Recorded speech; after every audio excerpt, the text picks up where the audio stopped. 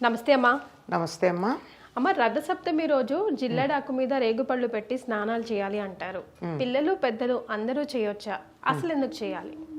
రథసప్తమి సూర్య సంబంధమైనటువంటి రోజు, సూర్య జయంతిగా చెప్పబడుతూ ఉంటుంది. అసలు మాఘమాసమే సూర్యుడి యొక్క ప్రతాపం అత్యధికంగా ఉండే నెల. గజం కేవలం 500 రూపాయలతో 1210 గజాల భూమి కేవలం 6 లక్షలు మాత్రమే. ఇంకా మనకి గ్రీష్మ ఋతువు రాలా. గ్రీష్మ ఋతువులోనేమో విచ్చలవిడిగా ఉంటుంది ఎండ. ఇక్కడ అసలు సూర్యుడి యొక్క పూర్తి శక్తి ఉండేటటువంటిది. మఖా నక్షత్రం సూర్య సంబంధమైంది గనక పూర్ణిమ నాడు మఖా నక్షత్రం ఉన్నటువంటి నెలకి మాఘమాసం అని పేరు. ఈ నెలంతా సూర్య సంబంధమైనటువంటి వాటికి ఎక్కువ శక్తి ఉంటుంది. ఇంకొక మాట కూడా చెప్తారు, ఔషధులు కూడా అంటే మొక్కలు ఒక్కొక్క సమయంలో అవి వీర్యవంతం అవుతాయని ఆయుర్వేదం చెప్తుంది. ఈ సమయంలో ఉన్నటువంటి వాటికి విలువ ఎక్కువ. ఉదాహరణకి ఉసిరికాయలు ఉన్నాయనుకో, వాటిని చైత్రమాసంలో తీసుకున్నట్టయితే అది ఔషధ విలువలు ఎక్కువ. వాటికి చైత్రామలకం అని పేరు. మనకి ఇప్పటి నుంచి వచ్చేస్తాయి. కార్తీక మాసంలో పిందెలు మొదలయ్యి కార్తీకం, మార్గశిరం, పుష్యం, మాఘం, ఫాల్గుణం ఇవన్నీ వస్తాయి. ఇవన్నీ ఉన్నప్పుడల్లా లేత ఆకుపచ్చ రంగులో ఉంటాయి. చైత్రమాసానికి వచ్చేప్పటికి ఉసిరిపళ్ళు బంగారు రంగులో ఉంటాయి. అవి అసలు పూర్తిగా ఉసిరి యొక్క లక్షణాలన్నీ ఉన్న అమృతంతో సమానం. అంటే ఆ సమయానికి ఉసిరికి విలువ ఎక్కువ ఉంటుంది. అట్లాగే ఒక్కొక్క దానికి ఒక్కొక్క సమయంలో విలువ ఎక్కువ. అందుకే మన వాళ్ళు ఏం చెప్తారంటే ఏ ఋతువులో వచ్చేటటువంటి పళ్ళు కాయలు ఆ ఋతువులో తినమన్నారు. వేరే ఋతువులో వాటికి రుచులు ఉండవు, ఆహార విలువ ఉండదు. ఏదో ఇంత పొట్ట నిండడానికి పనికొస్తుంది తప్ప దానివల్ల వచ్చేటటువంటి ఉపయోగం ఉండదు. ఆ విధంగా ఈ మాఘమాసం అంతా కూడా సూర్య సంబంధం గనక సూర్యశక్తిని అత్యధికంగా స్వీకరించేటటువంటి ఔషధుల యొక్క సాంగత్యం మనకు అవసరం. అటువంటి వాటిల్లో రెండు, ఒకటి జిల్లేడు, మరొక్కటేమో రేగు. అందుకే ఈ రేగుని పండుని ఏం చేస్తున్నాం మనం? రేగు పండుని పిల్లలకి ఉత్తరాయణ పుణ్యకాలంలో భోగిపళ్ళుగా పోస్తున్నాం. సౌరశక్తి అందులో కలిసి ఉంటుందని కదా చెప్పుకుంటున్నాం. అందుకే అప్పుడు ఏం చేస్తాం? ఇనప పాత్రలో పెడతాం. ఇనప పాత్ర ఏమో శనికి సంబంధించింది, రేగి పండేమో సూర్యుడికి సంబంధించింది, శనగలేమో గురువుకి సంబంధించింది. ప్రతిదానికి అర్థం ఉంది. ఇవన్నీ కలిపి వేస్తాం మనం. అట్లా రేగి పండు మనం పెట్టుకుంటాం. కానీ శాస్త్రంలో ఏం చెప్పబడిందంటే 7 జిల్లేడాకులు 7 రేగి ఆకులు పెట్టుకుని స్నానం చేయమన్నారు. నీళ్ళల్లో వేసేసేయడమే కాదు, శరీరంలో 7 చోట్ల పెట్టుకోవాలి వాటిని. తల మీద ఒకటి, 2 భుజాలన 2, గుండెల మీద ఒకటి, వీపు మీద ఒకటి, పొట్ట మీద ఒకటి, ఇట్లా పెట్టుకుని చేసుకున్నట్టయితే అది మన శరీరంలో ఉన్న 7 ప్రదేశాలలో సౌరశక్తి జిల్లేడాకుల ద్వారా మనలో ప్రవేశిస్తుంది. అలాగే 7 రేగు ఆకులు. అయితే మనము రేగాకుల బదులు రేగి పళ్ళు పెట్టుకుంటాం. జిల్లేడుకి అర్క అనే పేరుంది. అర్క అంటే సూర్యుడు, అర్కుడు. అంటే సూర్యుడి యొక్క శక్తిని నేరుగా గ్రహించగలిగినటువంటి చెట్టు జిల్లేడు.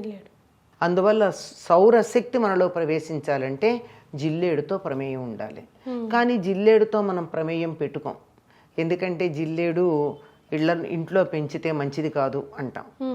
ఎందుకు మంచిది కాదు అన్నది కూడా ఆలోచించాలి. అదంత విలువైంది అయినప్పుడు జిల్లేడు యొక్క పాలు హాని కలిగిస్తాయి.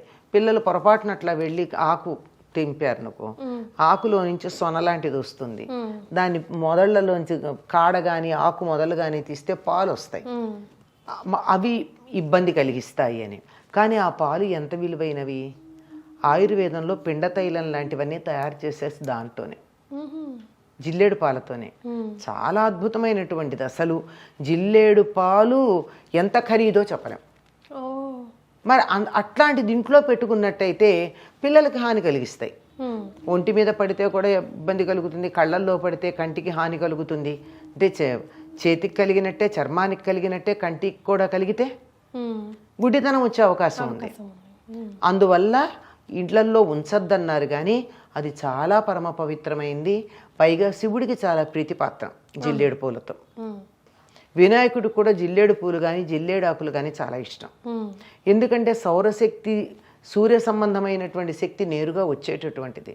మీరు ఇంకా పాలదాకా చెప్తున్నారు, జిల్లేడు ఆకులతో కూడా చేసే ఔషధాలు ఉన్నాయి ఆయుర్వేదంలో. చాలా విలువైనటువంటిది జిల్లేడు. అందులో తెల్ల జిల్లేడు మరీ ప్రశస్తం. వైట్ ఫ్లవర్స్ ఉంటాయి, వాటికి తెల్ల పూలు ఉంటాయి. మీ మామూలుగా ఉండేటటువంటి జిల్లేడుకి తెలుపు మీద ఊదా రంగు చార్లండి. చాలా అందంగా ఉంటుందమ్మా పువ్వు, మహా బాగుంటుంది. చూసిన కొద్దీ చూడబుద్దేస్తుంది, అంత అందంగా ఉంటుంది. కనుక ఆ కారణంగా దానివల్ల అజాగ్రత్తగా ఉంటే ఇబ్బంది కలుగుతుందన్న కారణంగా ఇళ్లల్లో జిల్లేడు పెట్టద్దంటారు. తెల్ల జిల్లేడు అది కూడా పెట్టుకోవచ్చు. ఎట్లా పెట్టచ్చు?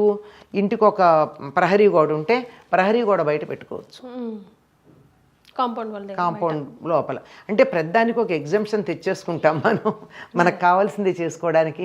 ఏదైనా అక్కర్లేదు అని, ఇది పనికిరాదని పెద్దలు చెప్తే దాన్ని సర్దుకోవడానికి చేయొచ్చు. కనుక ఈ సౌరశక్తి మన శరీరంలో నేరుగా ప్రవేశించాలి గనక మాఘమాసంలో అత్యధికమైనటువంటి వీర్యవంతంగా ఈ జిల్లేడు ఉంటుంది గనక, శక్తివంతంగా ఉంటుంది గనక జిల్లేడుని తినలేము, తాగలేము. దాని శక్తి ఎలా వస్తుంది మనకి? అందుకని సహస్రారం ఇక్కడ పెట్టుకోవాలి, ఇక్కడ పెట్టుకోవాలి. గుండెల మీద, వీపు మీద, పొట్ట మీద, ఇది మోకాళ్ళు లేక పాదాల మీద, మొత్తం 7 ప్రాంతాల్లోనూ పెట్టుకుని స్నానం చేసినట్టయితే ఆ నీళ్ళకి, ఆకుల మీద పడ్డ నీళ్లు ఉన్నాయి కదా, వాటి వల్ల శరీరంలోకి శక్తి ప్రవహిస్తుందని. నిజానికి రేగి ఆకులైనా పెట్టుకోవచ్చు, రేగాకు అనే శాస్త్రం చెప్పింది. మనం మాత్రం తెలుగు వాళ్ళు మాత్రం కష్టపడి రేగి పళ్ళు తెచ్చుకుని రేగి పళ్ళు పెట్టుకుంటాం. ఇది ఇంత ఉంది. ఇంకోటి కూడా ఉంది. ఈ రేగిపళ్ళే కాక చిక్కుడు తప్పనిసరిగా ఆ రోజు వాడాలంటారు రథసప్తమి నాడు. చిక్కుడుకాయలు, చిక్కుడుకాయ కూరే వండుతారు. చిక్కుడుకాయతోనే రథం చేస్తాము. తర్వాత చిక్కుడుకాయ కూరే వండుతారు ఆ రోజు. ఏది కత్తితో తరగకూడదు. చిక్కుళ్ళు ఏం చేస్తారు? గోటితో గిల్లుతారు. దాంతోనే చిక్కుడు ఆకులోనే వేడి వేడి పరమాన్న నైవేద్యం పెట్టాలి. ఈ చిక్కుడికి సూర్యుడికి కూడా కూరల్లో సంబంధం ఉంది కాబోలు అనుకుంటా. ఆకుల్లోనేమో జిల్లేడు ఆకులు, పళ్ళల్లోనేమో రేగుపళ్ళు, కూరగాయల్లోనేమో చిక్కుడు ఆకులు అయ్యి ఉండాలి. లేకపోతే ఊరికే చెప్పరు మన వాళ్ళు. ఎందుకంటే చిక్కుడు ఆకులో పెట్టాము వేడివేడి పరమాన్నం, పెట్టిన తర్వాత అదేమైంది? ఆకులో ఉన్నటువంటి దాన్నంతా గ్రహిస్తుంది కదా సారాన్ని, అది మనం ప్రసాదంగా తింటున్నాం. అంతరిక్షంలో ఉండే గ్రహాల నుండి ప్రసరిస్తూ ఉన్నటువంటి శక్తిని ఏ రకంగా పట్టుకోవాలో మన వాళ్ళు చాలా ఒక సంప్రదాయాలు, ఆచారాలు అన్న పేరిట మనకు అందించారమ్మా.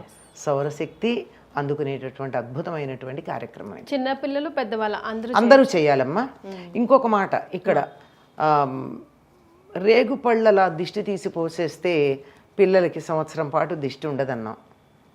అందుకే కదా భోగిపళ్ళు పోస్తాం, ఇలా తీసిపోస్తాం. అవి కింద మన పిల్లల్ని తీయద్దంటాం కదా, తినద్దంటాం కదా, ఎవరో ఒకళ్ళు బయట వాళ్ళని తీసుకోమని. మరి ఎందుకట్లా?